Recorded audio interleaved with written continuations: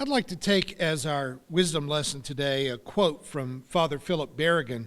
But for those of you who are not of my generation or older, let me just clue you in about who he was. Philip and his brother Daniel were both Catholic priests and ardent anti-war protesters during the Vietnam War. Philip eventually married a former nun, Elizabeth McAllister, and the Catholic Church reacted quite predictably by excommunicating both of them. Philip and Elizabeth were married for 30 years, but they spent 11 of those years apart as one or both of them were in prison during a lot of their shared life. They were friends with the other famous Catholic war protesters of that era, the famous Trappist monk Thomas Merton and Dorothy Day. If it's permissible for a Protestant to comment on such things, I miss the days of Catholic activist scholars, monks, and priests, and I pray that we live to see another generation of their ilk come along. So I hope the background adds some weight to this single sentence that I'm sharing with you as our wisdom lesson today. Father Berrigan said, "The poor tell us who we are. The prophets tell us who we could be. So we hide the poor and we kill the prophets." The poor show us who we are because they are powerless. And so the poor become like a barometer of a society's character. The degree to which we are willing to see them suffer is an undeniable tell of just who we really are.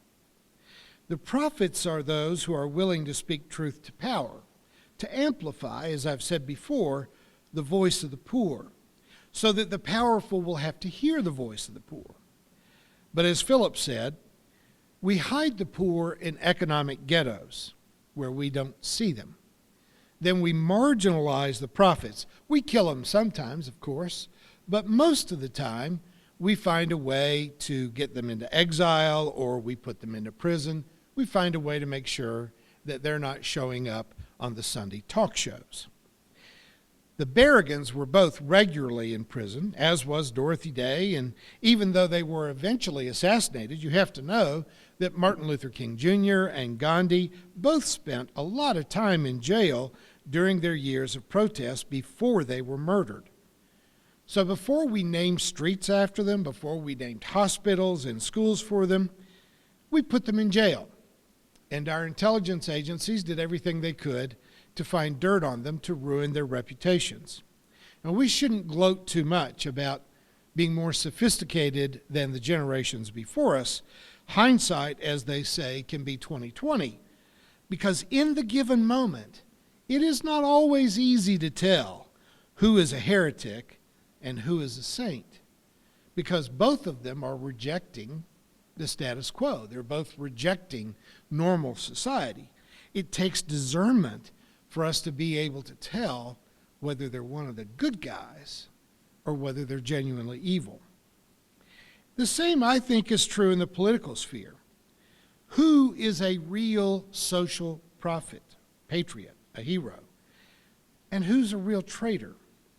I'm very fond of this quote from Malcolm X from the same time period as the aforementioned moral leaders of the last century. Malcolm X said, "If you're not careful, the newspapers will have you hating the people who are being oppressed and loving the people who are doing the oppressing." As a current illustration of this, I suspect that most of you who follow the news will know that while the United States has been able to vaccinate about 4% of our population against COVID-19, Israel is being lauded in the media for having vaccinated nearly 100% of their population. You've heard that in the news, I'm sure. But have you heard that Israel is not sharing any of their vaccines with Palestine? They politically control Palestine. They control what gets in and out of Palestine, but they're not giving them the vaccine. Palestinians are not expected to be vaccinated against COVID until sometime next year. Because if you just read the newspapers, or even if you listen to the liberal media, MSNBC, CNN, they will have you hating the people who are oppressed and admiring the people who are doing the oppressing. We tend to trust the liberal media to be more honest than the right-wing media, and that's true enough. But sometimes, folks, the left and the right wings are just parts of the same bird. It's very difficult to find broadcast media that is ever critical of Israel. And spoiler alert, there are a lot of good reasons to be critical of Israel. Think of some of the history-changing moments of our recent history. We know that the Japanese bombed Pearl Harbor in 1941. Do you have any idea why they did that? We know that Iranians took our embassy staff hostage in 1980 in Tehran. Do you know why? You know that Al-Qaeda attacked us on 2001, 9/11. Do you know why they would do that? Did they tell you in history class that the United States had put an iron and steel embargo on Japan to prevent their military and industrial buildup? Did you know that our CIA had led an insurgency in Iran to remove their government and replace them with a Shah who was a political puppet for the United States? And did you know that after the Persian Gulf War in 1991, that we left a military presence in Saudi Arabia very near to the holy sites visited by almost every Muslim in the world, and that was a shocking offense, as it would be to us if Saudi Arabia had a big military base in the United States. There is a difference, though, between reasons and causes. Philosophers talk a lot about causality. We did not make Japan bomb Pearl Harbor. We did not force the Iranians to charge into our embassy and take the personnel hostage, and we certainly didn't force the hand of Al-Qaeda to attack us on 9/11. We didn't cause those events. But you have to understand that there were reasons. There were reasons for motivating what they did to us. And it's really important for us to understand the difference. You can't look at any incident like that as if it were a standalone, unprovoked incident. I've been criticized lately for talking about so many current events with such certainty, without any nuance of self-doubt. And I got to say, that's probably fair. But, for the last several years, it has seemed to me that very many of the social justice issues that are of primary concern to at least this church, they've been pretty black and white. There's not been an argument between right and left, because it's really been a choice between right and wrong. In that sense, most of what I've talked about for the past several years hasn't really fallen into a gray area, at least not for me. They were not controversial. No matter how many people may feel differently, the substance of the argument wasn't really controversial. What really makes a topic controversial is when you can build a credible argument on both sides of the issue. My daughter thinks I should shave my beard. My girlfriend wants me to keep it. There is no way to split that baby. So let me ask you, are these people patriots or are they traitors? You'll recognize Julian Assange, the 50-year-old Australian journalist who has made it his career for the past 30 years to publish state secrets on a site he founded called WikiLeaks. No one has been safe from Julian Assange. He will publish whatever documents he can get a hold of that governments want to keep secret. He's been in our news for exposing American secrets, But he's also exposed the secrets of many governments in Africa, the Middle East, and Europe, things they really didn't want you to know. It could be said that no government could survive very long if they couldn't keep secrets. We want our undercover agents in the CIA to be able to sniff out terrorist plots before they happen. We want our FBI to be able to infiltrate domestic terrorist groups so that we have some intelligence about what these dangerous groups and armed militias might be up to. When Julian Assange, for example, exposes Iran for secretly preparing to make a nuclear weapon, we stand up and applaud. He's doing a good thing for us. But when he exposes our intelligence assets and our methods, and he weakens the agencies that honestly we depend on to keep us safe, then he becomes a villain in our eyes. But there are issues that seem to fall in between. Like when Bradley Manning, who's now Chelsea Manning, leaked military information about war crimes committed by American soldiers in Iraq. And if you never knew what that was, let me just clue you in. The crimes were gruesome. A helicopter comes over a village and fired on civilians. Immediately, two Western journalists, ran up to try to give aid to the wounded civilians. They fired on them too. And then medics came out to try to give first aid to all the people that were lying in the street shot, and they fired on them too. And when they had killed them, they brought in a military vehicle with tank tracks on it, and they ran over the bodies back and forth until they could mash them up and cut them up beyond recognition. Manning had reported the information about these crimes to his commanding officers. They chose to do nothing. Eventually, Manning chose to expose them, and he did go outside the chain of command, something that no soldier is ever supposed to do. He provided the information to WikiLeaks, and it was exposed.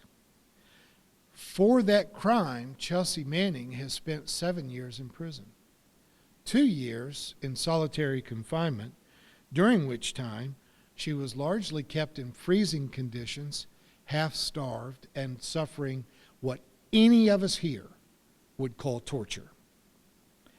What happened to the soldiers who murdered all of those innocent people and then desecrated the bodies of their victims? Nothing. Nothing at all. Not a reprimand, not a demotion, not a dishonorable discharge, nothing. Manning was tortured and imprisoned for 7 years for telling the world about war crimes that we had committed. And even since he has been released, he has been temporarily jailed again for refusing to give testimony to a grand jury that was trying to find a way to get extradition of Julian Assange out of Great Britain to the United States. And you know what's really sobering is that all this happened during the Obama administration, a president that we really like to enjoy remembering as an admirable character. I've been seeing all these recent photographs released of Obama with his wife and his children. They're just great people. But there were things that happened in the Obama administration that make me wonder just how great we should remember him as being. As you know, Assange spent years in the Ecuadorian embassy in London avoiding arrest and extradition to the United States. After seeing what we had done to Manning in prison, I don't think anyone can blame him for hiding. That's not to say that Assange deserves to be portrayed as a saint. He's not a saint. In fact, some of his closest associates will tell you that he's a jerk, an arrogant, narcissistic jerk. And the people who work in the Ecuadorian embassy will tell you that he's also a slob and that he has an entitlement problem.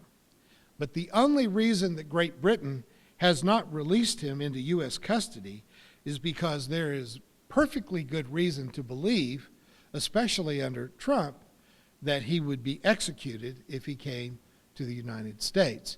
And Great Britain does not support capital punishment. Assange's track record gets a little more murky when it comes to the leaks he received from Edward Snowden. Again, during the Obama administration, when Obama had assured us all on TV that the Homeland Security Agency was not collecting data on American citizens. They were not listening to our phone calls, they were not reviewing our emails, or otherwise intruding on the privacy of citizens. And it shouldn't even need to be said, because 5 of the 10 amendments in America's Bill of Rights in our Constitution, 5 of them protect our privacy.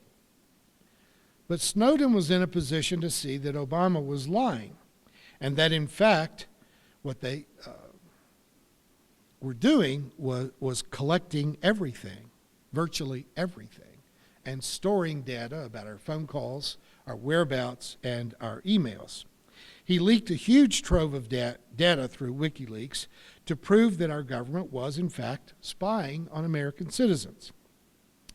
He did it as he fled first to China and finally to Russia, where he hoped to avoid being taken into custody in the United States and subjected to the kind of treatment that he had already seen Chelsea Manning get. Snowden and Assange both hoped that at the end of the Trump administration that they would be pardoned, because he was pardoning a lot of folks that none of us would have pardoned. But they were disappointed not to make Trump's list, even though I remember in 2016, Trump on the campaign trail repeatedly talked about how much he loved WikiLeaks. He just didn't love Snowden and Assange enough to pardon them. Many comparisons have been made to Daniel Ellsberg's 1971 release of the Pentagon Papers, which were also classified documents when Ellsberg released them. Richard Nixon tried to stop their publication, and failing in that, he had Ellsberg charged with espionage. The Pentagon Papers revealed that President Johnson had lied both to the media and to Congress about the extent of the war in Vietnam, and the general conclusion that it was a hopeless quagmire for which there was no potential for a military victory. Charges were eventually dropped against Ellsberg under the First Amendment, freedom of the press argument, which, though he had stolen classified documents, it wasn't like he had bombed Cambodia and Laos the way the Johnson administration had, or murdered civilians, journalists, and medics the way our military did in Iraq. So you have to decide, were the Berrigan brothers wrong to break into a draft board office and burn their records? Or was the United States wrong to draft young men to go and drop napalm on civilians in Vietnam? Was Ellsberg wrong to reveal the lies and war crimes committed under both the Johnson and the Nixon administrations? Was it wrong for Manning and Snowden to leak classified documents, with Assange's help, to reveal both war crimes and illegal domestic surveillance in the early 21st century? I think that's a real paradox of journalism, and sometimes, folks, of preaching, and in a more somber sense, of what it means to be a prophet. Still, in the eyes of the American government, Assange and Snowden are the criminals, and they really want to get their hands on them, and probably do worse to them than they have already done to Manning. You could no more expect a fair trial for them than they would receive in an Alice in Wonderland reenactment of the Queen of Hearts insisting that the sentence comes before the jury's verdict. In philosophy, we have something that we call an ad hominem fallacy, that is, arguing against a claim because you can find fault with the person who is presenting the argument. Assange, Snowden, Manning, none of them were perfect people. So we keep attacking the people. Snowden broke the law. Manning broke the law. They say Assange did, and I'm not a lawyer, and that's one of the things for which I am deeply grateful. But Assange is an Australian. Is it part of our jurisdiction to charge a foreigner with espionage in the United States? I don't know. But let's just say that he did break the law. But they all broke the law to reveal horrible crimes that were committed by our government. All of the stuff about the Nixon administration's break-ins of Daniel Ellsberg's psychiatrist's office, that was all done in an attempt to find things they could use to destroy Daniel Ellsberg's reputation. Instead, it backfired, and it led to the resignation of Richard Nixon just ahead of an impeachment. When you cannot assail the argument itself, you can commit an ad hominem fallacy by just attacking the character of the speaker. And it'll work on simple-minded people. I'm not kidding you. That kind of thing will work on the general public if they're not willing to scrape off the surface argument and look underneath and figure out what's really going on. In the case of 90-year-old Daniel Ellsberg, who came out of retirement recently to say that we really should dismiss all the charges against Assange, Manning, and Snowden. Because even Daniel Ellsberg believes that what they have done is exactly the same thing that he did 50 years ago. So who's a patriot and who's a traitor? Who is a necessary whistleblower, a truth teller, and who is a criminal hiding behind a false shield of truth-telling and patriotism? In Germany, where you got to say they know a lot about having remorse for being silent in the face of war crimes, in Berlin, you would find 3 statues built in honor of these whistleblowers, an Australian and 2 Americans. And interestingly enough, the artist has these 3 statues standing on chairs. And then there's a 4th chair for anyone who wants to stand on that chair and say what they believe needs to be said. If it were mine, I would call it the prophet's chair. Who will stand up and speak? The poor show us who we are. The innocent victims of war, the minorities who are shut out of voting, shut out of jobs and home ownership, forced to live in neighborhoods where they're never safe. The prophets tell us who we can be, who we could be if we decided to be. So we torture and imprison one of the prophets, we exile another to Russia, and we keep another one bottled up in a dirty little room in the Ecuadorian embassy. Maybe I'm wrong about all this. I don't know. I'll invite you to join me on a Zoom meeting this evening at 4 p.m. Central Time, and I'll let you try to convince me that I'm wrong. Write to me for the Zoom link, or look for it on my Facebook page, The Emerging Church. I'll have it posted beneath these postings on our Facebook page this morning. So if you are watching this sermon online, you can look either at my personal page or the Emerging Church or the Community Christian Church or even Progressive Faith and Practice and find the link to join me. I'll look forward to talking to you and hearing your thoughts on this matter. Thanks. Thank you for watching our videos. We are entirely dependent on the donations of our listeners and members. We hope that you find this content to be important enough to help us to keep offering these videos to the public at no charge by becoming a regular contributor. Please click on the donate button on our website at www.spfccc.org. Thank you for your support of progressive religious programming.